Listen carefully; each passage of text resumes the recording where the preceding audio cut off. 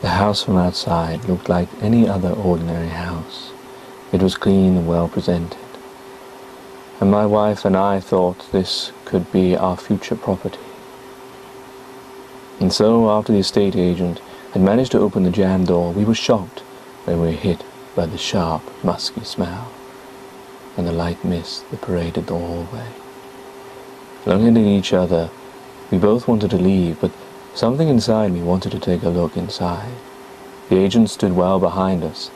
Whether because he didn't want to go in, was blocking our exit, I'm not sure. The living room was a mess. A cobweb grew across the ceiling, from one end to another, like some Christmas decoration. And this confirmed my suspicions that the man we knew that had lived there must have suddenly passed away, and also explaining the cheaper price of the property. With that in mind, looking about his belongings seemed insensitive, and yet this was the nature of our learnt existence. Where one person dies and the next carries on, like an endless row of candles, the flame moves on. The chair had a large indent where the big man must have sit quite recently, where his place of death would be impossible to tell, especially as a lonely and disabled man that he was. He probably was found after a while, and chair, carpets and floorboards might well have been removed, cleaned or changed. It felt like an attempt almost at total eradication of the human soul that had once lived amongst us. On the table to the left there was a plate and a cup. One imagined that possibly before it was cleaned it contained his last meal and drink, possibly unfinished. Was his death quick or slow? Did he suffer at all? Was it during his meal maybe he choked on it, a part of it, or had fallen down reaching over for it? The combination of this man's death, of any man's death, are infinitesimal. I walked across his carpet, which I could see was fairly worn, and somehow it felt wrong to be walking over his footsteps. I suspect every day he may have made this journey, and yet this journey would be made by him and no more. His kitchen was in a mess. A cupboard door was left ajar. Inside I saw a rat sleeping comfortably. The hobs were covered in years of grease. The microwave door was left open. A pan, black and charcoaled, was the only utensil there, and a kettle was half filled full of water. Staring at that stagnant water half filled made me think how everything I'd seemed to look at showed me a part of this man's existence. It felt strange to feel the man's mortality, that he busied his day about doing certain things, which he didn't know until those final moments would be the last time doing something so familiar. It made me think of myself, how I brought a Radio Times, set my video for a week, started reading the first chapter of a Dickens novel, and yet, until now, I hadn't even thought whether I might never get the chance to enjoy those future moments. I had taken the trail of time for granted.